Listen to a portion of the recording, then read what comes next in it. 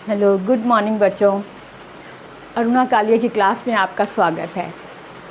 हमने पिछले वीडियो में पद परिचय शुरू किया था और पद परिचय से रिलेटेड हमने कुछ बातें बताई भी थी, जैसे विकारी और अविकारी शब्द बताए थे। हमने बताए थे विकारी और अविकारी शब्द।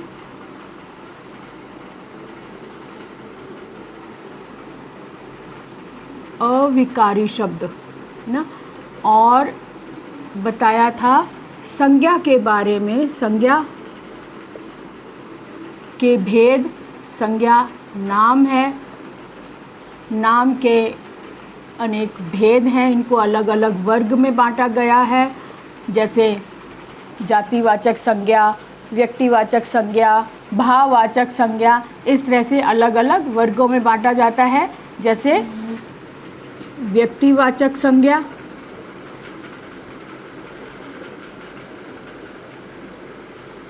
व्यक्तिवाचक, जातिवाचक,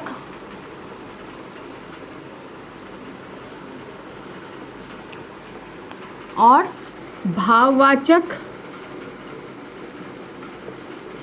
व्यक्तिवाचक तो स्पष्ट है ये। जातिवाचक के हमने कुछ और भेद भी बताए थे, ठीक है, और भाववाचक बताया था। इसके अलावा हमने बताया था कि संज्ञा, जब हम पद परिचय करते हैं तो उस शब्द से रिलेटेड जो भी उसके बीच में आते हैं, ये शब्द जिन जिन के साथ जुड़ा हुआ होता है, वो सारी बातें हमें स्पष्ट करनी होती है विस्तार से। तो हमने बताया था वचन बताए थे, वचन, लिंग ना, और पुरुष बताया था। यानी कि क्योंकि नाम की बात हमने एक उदाहरण दिया था, राम पाठशाला जा रहा है, पाठशाला जा रहा है। अब इसमें हमने राम का पद परिचय दिया। सबसे पहले मैं आपको एक बात और बता दूं कि अधिकतर बच्चे ये समझ नहीं पाते कि पद है क्या, पद बोलते किसे हैं, इसका अर्थ क्या है। सबसे पहले मैं आपको ये बता दूं कि पद यानी शब्द। पद का मतलब है शब्द, लेकिन इसमें और इसमें थोड़ा सा अंतर है। क्या अंतर है? कि शब्द को पद कहा जाता है, लेकिन हर शब्द को पद नहीं कहा जाता, या हर पद को शब्द नहीं कहा जाता। वो कैसे, मैं थोड़ा सा अंतर वो बता दूं आपको कि शब्द उसे कहेंगे जो बिखरे हुए हैं। जैसे हमने शब्द लिया, कहीं पे किताब लिखा हुआ है, कहीं पर पेन लिखा हुआ है, कहीं पर पलंग लिखा हुआ है ना, कहीं पर जूते लिखा हुआ है, या अलग अलग है। जो भी शब्द बिखरे हुए हैं, अलग अलग हैं, वो शब्द हैं। लेकिन जब इन्हीं शब्दों को व्याकरण के नियमों के अनुसार, व्याकरण के नियमों के अनुसार,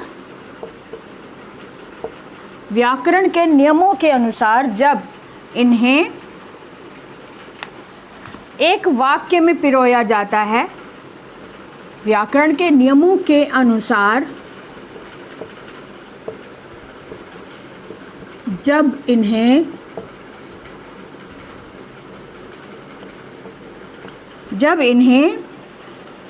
एक वाक्य में पिरोया जाता है,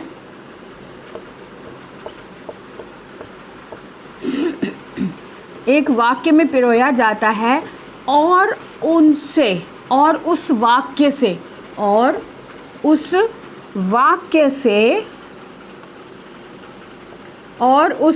से एक सार्थक अर्थ निकल कर आता है, एक सार्थक अर्थ निकल कर आता है।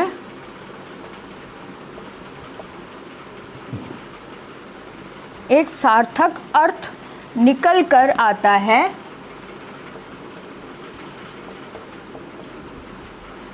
शब्द, ऐसे वाक्य में जितने भी शब्द आए हुए हैं, ऐसे वाक्य में जितने भी शब्द आए हुए हैं, जितने भी शब्द आए हैं, वे सब पद कहलाते हैं। वे सब पद कहलाते हैं, है ना। शब्द ही हैं, शब्द पद का मतलब शब्द ही है, लेकिन जब यही शब्द वाक्य में पिरोए जाते हैं व्याकरण के नियमों के अनुसार, और फिर जब हम उसको पढ़ते हैं तब उसमें उस वाक्य में से एक सार्थक अर्थ भी निकल कर आता है, तब ऐसे वाक्य में जितने भी शब्द आए हुए हैं वो सभी शब्द पद कहलाते हैं। दूसरी बात ये एक बता दूं कि इन शब्दों को एक तरह से सम्मान दिया जाता है, इन शब्दों को उचित स्थान पर बैठाया जाता है, यानी कि ये एक प्रकृति का नियम है कि जो भी नियमों के अनुसार चलता है वो सम्मानित होता है ना। तो यहाँ पर भी जो बिखरे हुए शब्द हैं उनको कोई पूछता नहीं, उनको एक शब्द दे दिया, ठीक है, ओके। लेकिन जब हमने एक वाक्य में पिरो लिया और वो शब्द अपने अपने नियम के अनुसार अपने अपने स्थान पर बैठ गए हैं, तो उस स्थान के अनुरूप उसको सम्मान दिया गया है, सम्मानित किया जाता है, इसलिए उसे विशेष नाम दिया गया है पद। ठीक है। अब वाक्य में आया हुआ पद, चाहे वो है शब्द ही क्यों ना हो, को क्यों ना हो, पर क्यों ना हो, लेकिन वो पद कहलाता है। ठीक है। तो अपने अपने स्थान के अनुसार उसका परिचय देना पद परिचय कहलाता है। जिस भी स्थान पर शब्द बैठा है उस स्थान के अनुरूप उसका परिचय देना वो पद परिचय कहलाता है। अब जैसे यहाँ पर हमने बोला था कि राम पाठशाला जा रहा है, अब यहाँ पे राम भी शब्द है, पाठशाला भी शब्द है, जा रहा है, ये सभी शब्द पद कहलाते हैं। अब यहाँ जा शब्द भी अपनी एक विशेषता रखता है, रहा है, पाठशाला। अब यहाँ पे मैंने कहा कि राम शब्द का हम पद परिचय दे रहे हैं, तो राम जिस स्थान पर बैठा हुआ है ये शब्द, उसके अनुरूप ही हम उसका परिचय देंगे। सबसे पहले हमने क्या देखा कि ये कर्ता के रूप में बैठा हुआ है, राम कर्ता, ये क्रिया है, ये कर्म है, तो कर्ता के स्थान पर बैठा हुआ है और संज्ञा है। और कौन सी संज्ञा है, संज्ञा का भेद बताएंगे। ये पुल्लिंग है, एक वचन है, साथ में कारक बताएंगे। जब कारक के अनुसार ये कर्ता कारक है, क्योंकि कार्य को करने वाला कर्ता कहलाता है। तो इस तरह से इसके अनुसार जो भी परिचय है इस शब्द के अनुसार, वो सारी बातें हम जो बताएंगे वो पद परिचय कहलाएगा। ठीक है। तो मैं इसको रब करके अब मैं राम के बारे में आपको बताऊं कि इसका परिचय पिछली वीडियो में भी मैंने बताया था, लेकिन इसको थोड़ा सा और डिटेल में मैं आपको बता दूं। उसमें कुछ बातें रह गई थी, वो भी आज इसमें ऐड कर लेते हैं। राम सबसे पहले राम को हमने लिया कि ये संज्ञा है। ठीक है। संज्ञा में भी व्यक्तिवाचक संज्ञा है, संज्ञा में व्यक्तिवाचक संज्ञा है। फिर उसके बाद हमने कहा कि ये एक वचन है, तो एक वचन लिख दिया। उसके साथ में हमने देखा कि ये लिंग में पुरुष पुल्लिंग है, इसलिए हमने पुल्लिंग भी लिख दिया। ठीक है। अब हमने देखा कि ये कारक के अनुसार इसमें कारक भी लगते हैं, क्योंकि ये कर्ता के स्थान पर है, तो कारक के अनुसार ये कर्ता कारक है, कर्ता कारक।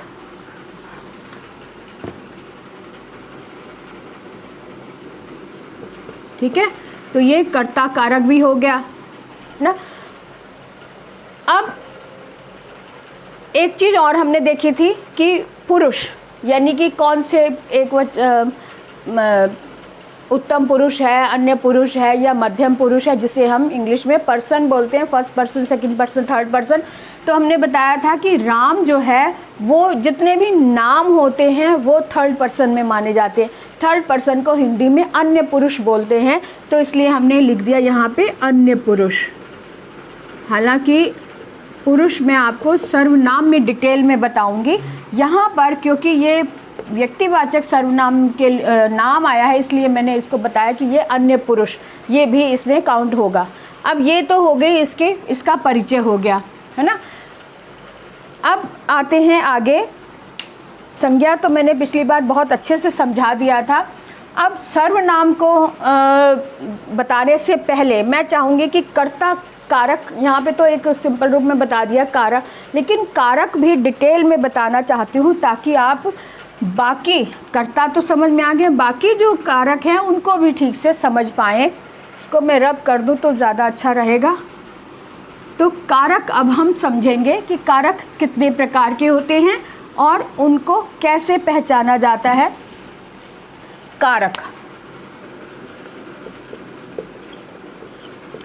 कारक वैसे तो 7 होते हैं,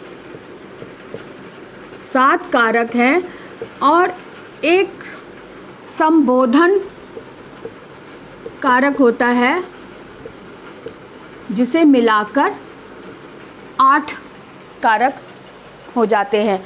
ठीक है, तो 7 कारक में कौन कौन से हैं? पहला कर्ता।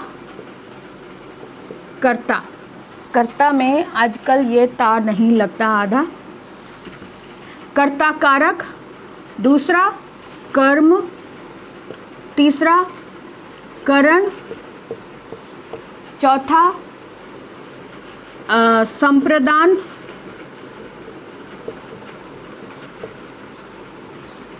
पांचवा अपादान।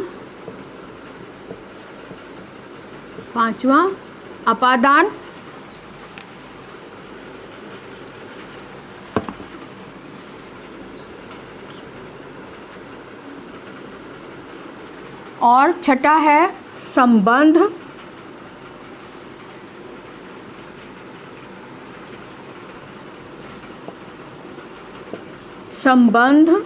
और 7वां है अधिकरण और नेक्स्ट है संबोधन। इसमें एक चीज़ का ध्यान रखना होता है कि सभी जिस क्रम से ये लिखे हैं इसी क्रम में ही लगाए जाते हैं। इसको आगे पीछे ये नहीं कि हम भूल गए तो छठे नंबर पर हमने अधिकरण लगा दिया या दूसरे नंबर पर हमने अपादान लगा दिया, ऐसा नहीं होता। इसको इसी क्रम से ही लिखा जाता है, इसी क्रम से ही पहचाना जाता है। ठीक है, तो अब हम इसके चिन्हों के बारे में देख लेते हैं। कर्ता का चिन्ह होता है ने। कर्ता का चिन्ह होता है ने। कर्म का चिन्ह होता है को। करण का चिन्ह होता है से द्वारा, के द्वारा, किसी की सहायता से जब कार्य किया जाता है तो वो के द्वारा। और इसका संप्रदान का चिन्ह होता है के लिए। अपादान का चिन्ह होता है फिर से लेकिन अलग होने के अर्थ में, अलग होना। ठीक है, अलग होने पर। और उसके बाद है संबंध का चिन्ह होता है का, के की या रारेरी, काके की या रारेरी। अधिकरण में या पर। और संबोधन का चिन्ह होता है हे ओ अरे।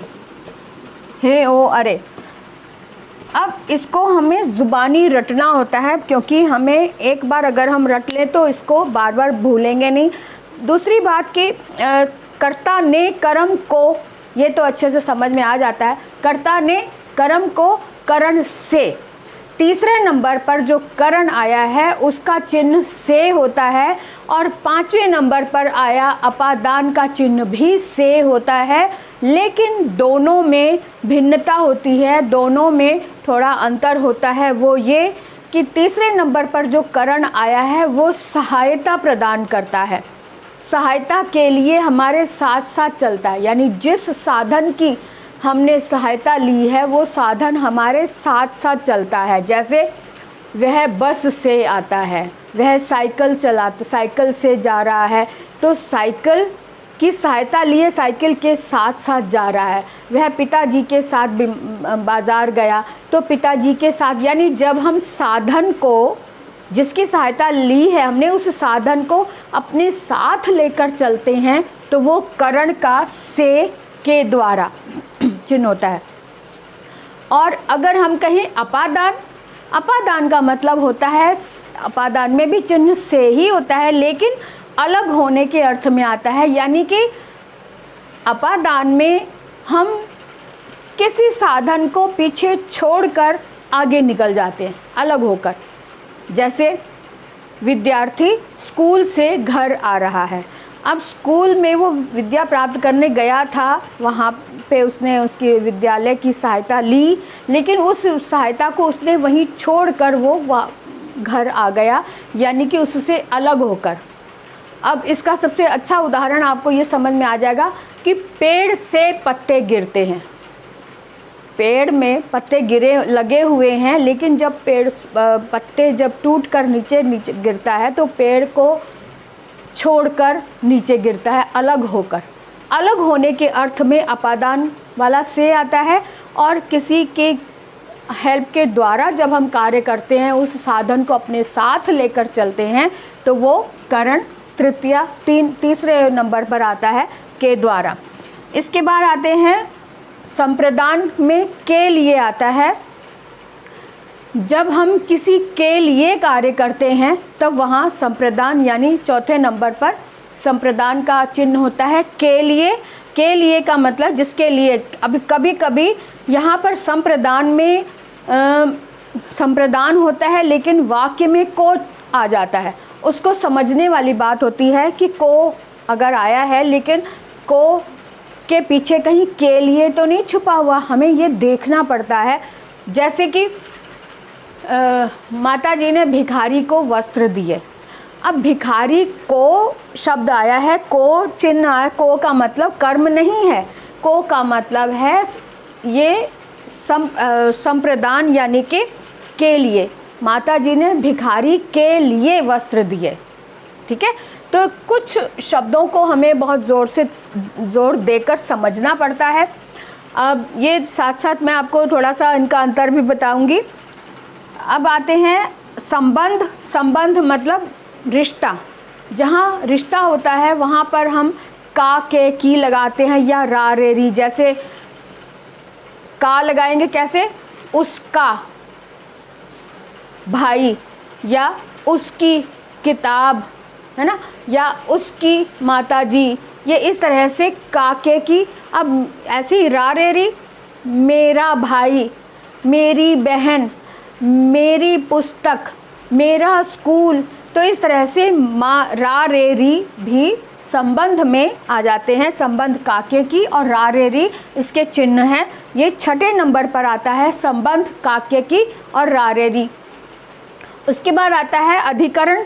सातवें नंबर पर अधिकरण है। अधिकरण का चिन्ह होता है में या पर। तो में यानी किसी चीज़ के अंदर, या पर ऊपर आकाश में, है ना। तो पेड़ पर चिड़िया बैठी हैं, संदूक के अंदर बिल्ली है। तो इस तरीके से में और पर को हम अधिकरण के रूप में रखते हैं, अधिकरण कारक के अंतर्गत में रखते हैं। और संबोधन का मतलब होता है जब हम किसी को पुकारते हैं, जब हम किसी को बुलाते हैं तो क्या चिन्ह लगाते हैं, अरे अरे बच्चे सुनना ज़रा, अरे राम इधर आना। तो अरे या ओ इस तरह के शब्द लगाते हैं ना जब हम किसी को बुलाते हैं। तो हे ओ अरे ये संबोधन, संबोधन मतलब बुलाने के चिन्ह हैं।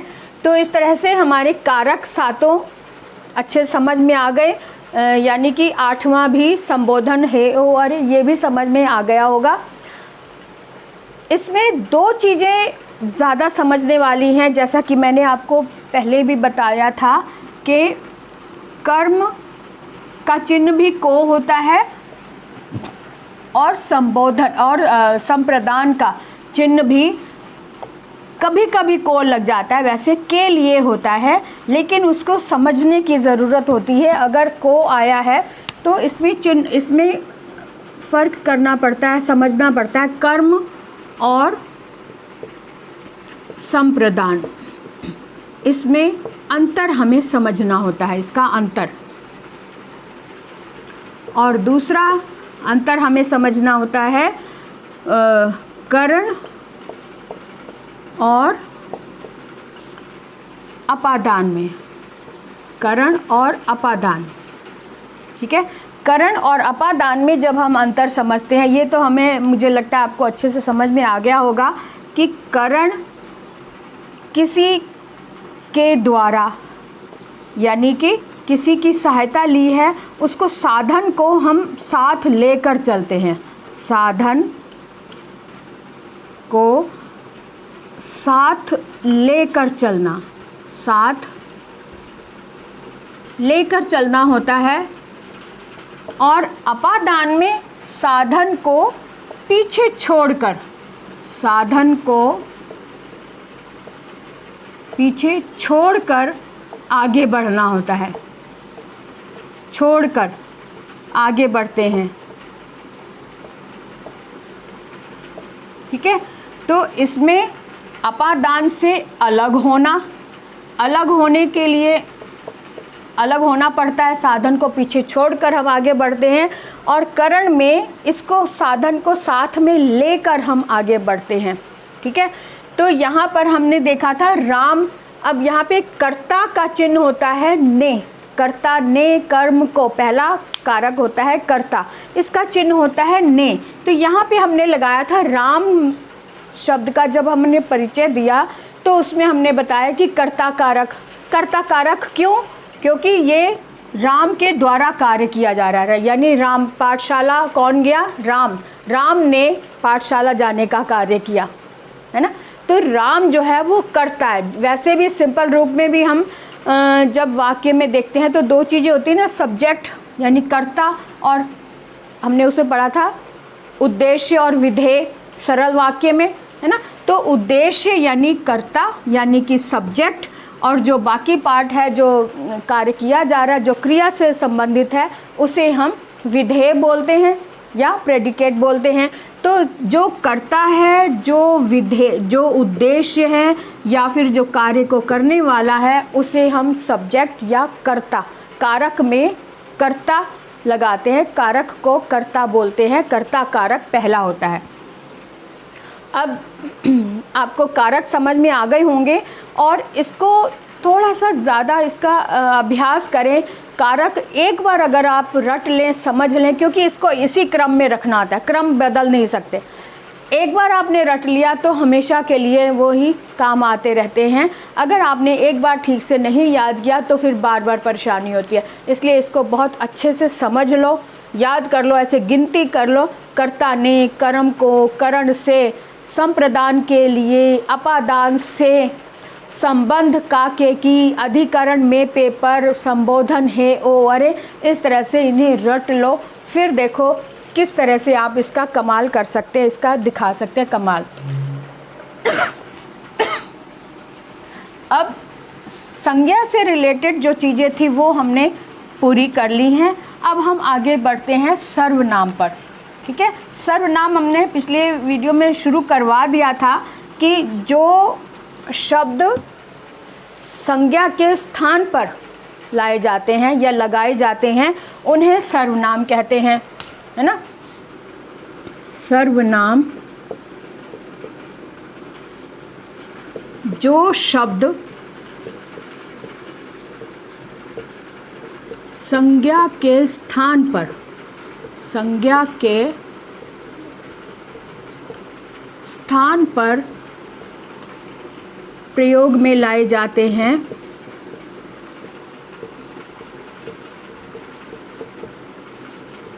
प्रयोग में लाए जाते हैं, वे सर्वनाम कहलाते हैं, है ना। ये बात तो सबको ही पता होगी, तो बचपन से पढ़ते आ रहे हैं। वे सर्वनाम कहलाते हैं। अब जैसे उदाहरण में और भी स्पष्ट हो जाएगा। अब जैसे राम की जगह मैंने कहा था राम, एक अगर राम के ऊपर हमने कुछ निबंध लिखना है या अनुच्छेद लिखना है तो हम कैसे लिखेंगे? राम पाठशाला जा रहा है, वह एक अच्छा लड़का है, वह अपने माता पिता का कहना मानता है, उसके पास बहुत अच्छे खिलौने हैं, उसने अपने मित्र को खिलौने दिए। तो इस तरह से राम के स्थान पर हम जब बार बार राम की बात करेंगे तो राम बार बार नहीं लगाएंगे, वह या उसके, इस तरह से शब्द लगाएंगे। तो क्या क्या उदाहरण में हम क्या लगाएंगे? वह, मैं, या तुम, या उसे, या उसको, इस तरह से हम ये शब्द लगाते हैं जो सर्वनाम होते हैं। ठीक है, अब हम देखते हैं कि सर्वनाम के भेद क्या हैं। सर्वनाम के भेद बिल्कुल उसी तरह से जैसे हमने संज्ञा के भेद जाने थे। इसको हटा दो, इसको भी यहाँ से हटा देती हूँ। संज्ञा के भेद हमें अच्छे से समझ आ गए, है ना। तो अब हम सर्वनाम के भेद के ऊपर डिटेल में बात करते हैं कि इसका पहला भेद है व्यक्तिवाचक, है ना, व्यक्तिवाचक या फिर पुरुषवाचक। पुरुषवाचक सर्वनाम, पुरुषवाचक सर्वनाम। अब यहाँ पे अभी मैंने बात की थी कि पुरुष 3 होते हैं, बात करने वाले पुरुष 3 होते हैं। कौन? बात करने वाला, बात सुनने वाला, और जिसके बारे में बात की जाती है वो, यानी कि 3 व्यक्ति होते हैं। 3 व्यक्ति होते हैं, इसमें 3 व्यक्तियों की बात होती है। कौन कौन? सुनने वाला, बोलने वाला,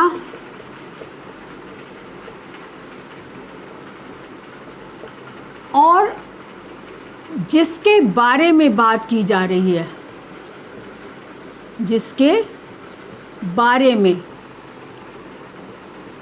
बात की जा रही है। यानी कि सुनने वाला हमारे सामने होता है, जिसे हम तुम का नाम देते हैं, तुम या आप। बोलने वाला मैं, और सुनने वाला जिसके बारे में बात की जा रही, जो हमारे सामने नहीं है, वह, है ना। तुम, मैं और वह, ये 3 व्यक्ति होते हैं जो आपस में बात करते हैं। मैं और तुम आपस में बात कर रहे होते हो, जिसके बारे में बात करते हैं, जो हमारे सामने नहीं है, उसके बारे में जब बात करते हैं तो वो वह होता है। वह के साथ साथ जितने भी नाम हैं वो भी इसमें वह के अंतर्गत आते हैं, यानी कि तुम मध्यम पुरुष। अब ये भी समझ लें कि कौन कौन से पुरुष होते हैं। मध्यम पुरुष में आ गया, मैं उत्तम पुरुष में आ गया, और वह अन्य पुरुष में आ गया, अन्य पुरुष, है ना।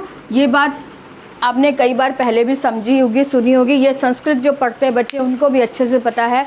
उसमें अन्य पुरुष, उत्तम पुरुष और मध्यम पुरुष, अन्य पुरुष को संस्कृत में प्रथम पुरुष कहा जाता है ना।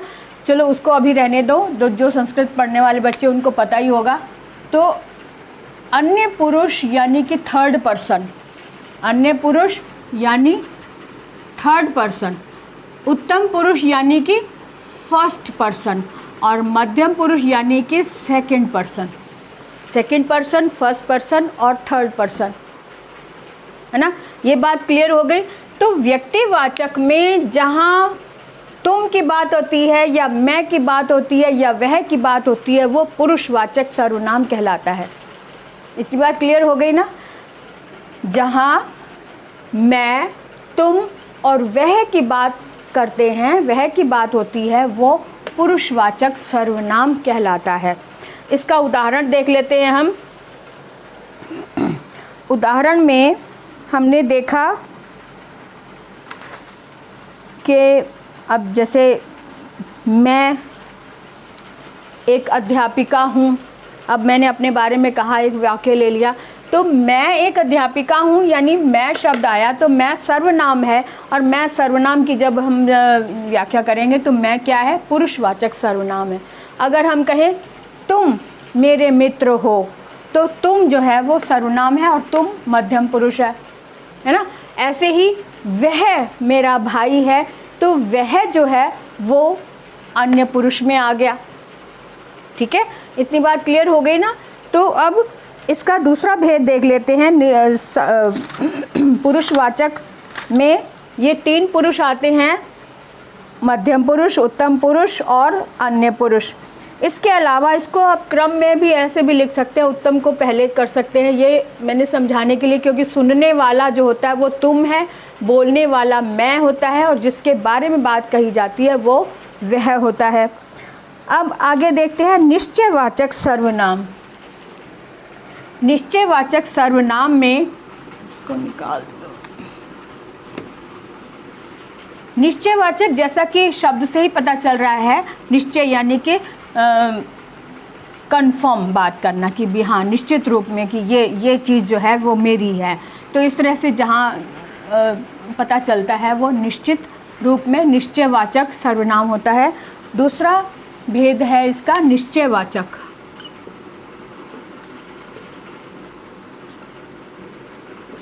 निश्चयवाचक सर्वनाम। ठीक है, तो निश्चयवाचक शब्द से ही निश्चित हो रहा है कि जहाँ किसी वस्तु को हम निश्चित रूप से हम बता रहे हैं, अपने संकेत दे रहे हैं कि वह मेरी वस्तु है, या वह ले आओ, या वह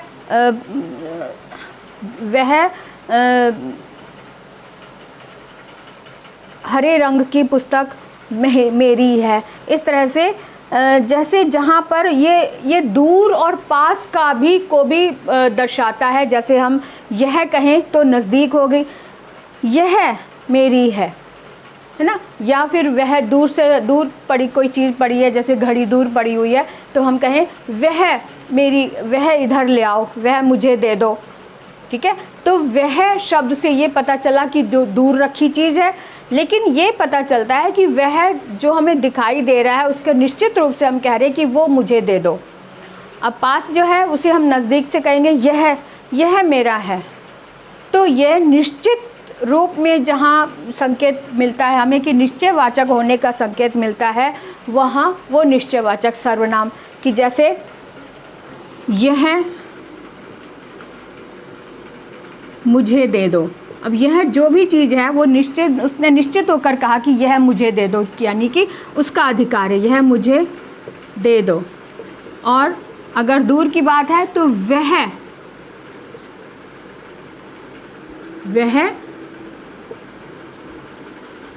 मेरी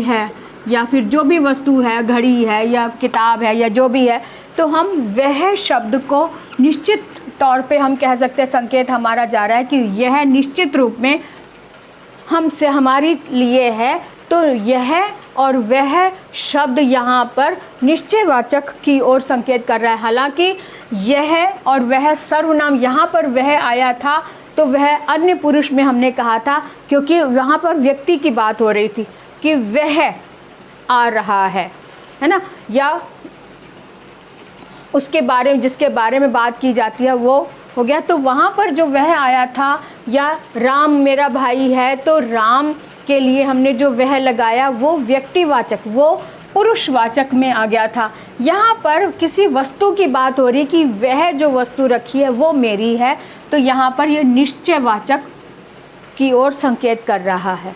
ठीक है, इसको आप जब अभ्यास करेंगे, बहुत सारे और उदाहरण देखेंगे तो आपको ये निश्चित रूप में समझ में आ जाएगा। अगला इसका भेद है अनिश्चयवाचक। अनिश्चय यानी कि शब्द से ही पता चल रहा है कि जिसकी भी बात हो रही है वो निश्चित रूप में नहीं पता कि क्या बात हो रही है, लेकिन कुछ बात है। तो निश्चयवाचक सर्वनाम में कुछ या कोई शब्द का प्रयोग होता है, कुछ या कोई। अब जैसे दरवाजे पर कोई है ना, दरवाजे पर कोई है, यानी कि पता नहीं कौन है, निश्चित रूप से नहीं पता, लेकिन कोई है, किसी का आभास हो रहा है। और अगर हम कहें कि बाहर से कुछ खा लिया है, बाहर से कुछ खा कर आए हैं, क्या खा कर आए हैं पता नहीं, लेकिन कुछ खा कर आए हैं, तो कुछ शब्द जो हैं, कोई शब्द जो है, ये अनिश्चयवाचक सर्वनाम की ओर इशारा करते हैं। ठीक है, ये क्लियर हो गया ना। जैसे कोई व्यक्ति दरवाजे पर खड़ा है, कोई कुछ खिलौने लेते हैं आना, तो यहाँ पर भी गिनती का एहसास हो रहा है, लेकिन कितना ये नहीं पता। तो अनिश्चयवाचक सर्वनाम का जहाँ बोध हो वहाँ पर कुछ या कोई शब्द का प्रयोग किया जाता है।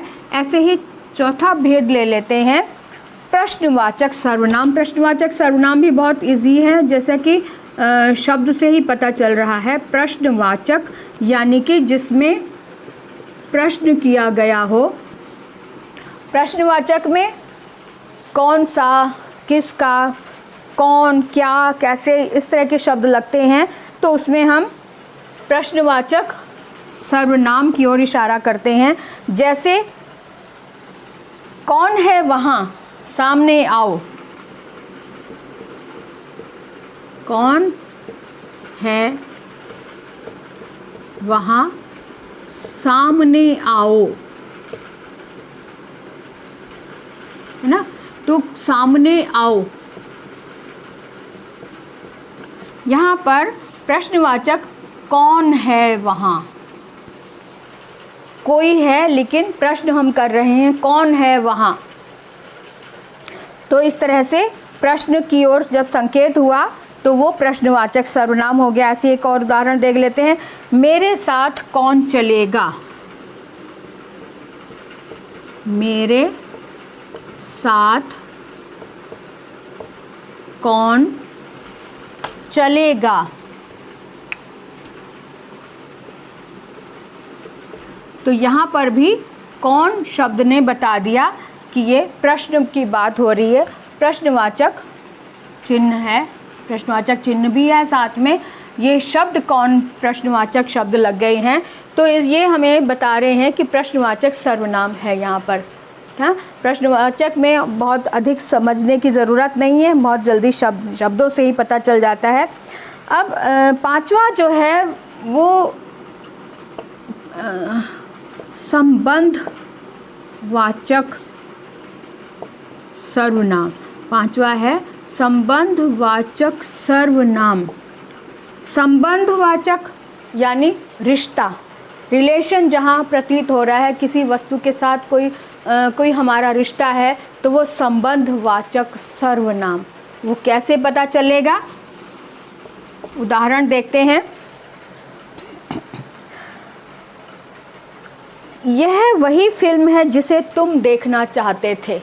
अब यहाँ पे दो शब्दों में बात कही जाती है। यह वही फिल्म है जिसे तुम देखना चाहते, जिसे यानी जिसे शब्द का संबंध रिश्ता बता रहा है, उस शब्द के साथ, उस फिल्म के साथ एक रिश्ता बना दिया जहाँ पे, तो वहाँ पर संबंधवाचक हो गया। दूसरा उदाहरण ले लेते हैं, वह पेंसिल लाओ जो पिताजी ने दिलाई थी, है ना। वह पेंसिल लाओ,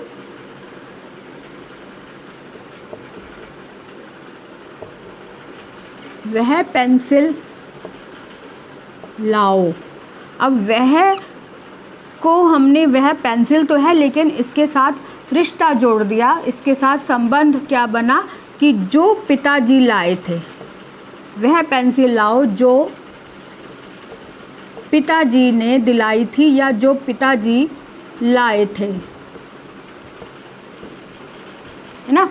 तो इस तरह से वह शब्द पेंसिल के लिए है, लेकिन जो शब्द ने रिश्ता बता दिया कि यह वही पेंसिल है जो पिताजी लाए थे, है ना।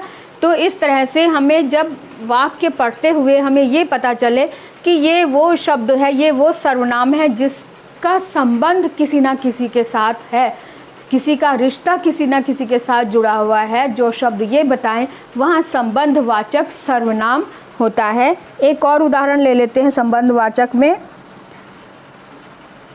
जो झूठ बोलता है वह कभी आगे नहीं बढ़ सकता। जो झूठ बोलता है। एक और सरल सा ले लेते हैं, जिसको पैसा मिलेगा वह काम क्यों नहीं करेगा, ना। जिसको पैसा मिलेगा, जिसको पैसा, अब यहाँ पर वह का संबंध जो से बना हुआ है। यहाँ पे जिसको पैसा मिलेगा वह काम क्यों नहीं करेगा, वह काम क्यों नहीं करेगा। यहाँ पर भी शब्द आया जिसको का संबंध वह से है, ठीक है। तो दो शब्द युग्म में आ रहे हैं और दोनों का संबंध एक दूसरे के साथ है, तो इसलिए ये शब्द संबंधवाचक सर्वनाम हो गए। इसके बाद आता है निजवाचक।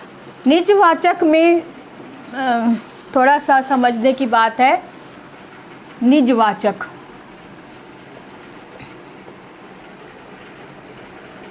निज जैसा कि शब्द से ही पता चल रहा, निज मैंने स्वयं का, अपना, पर्सनल। तो निजवाचक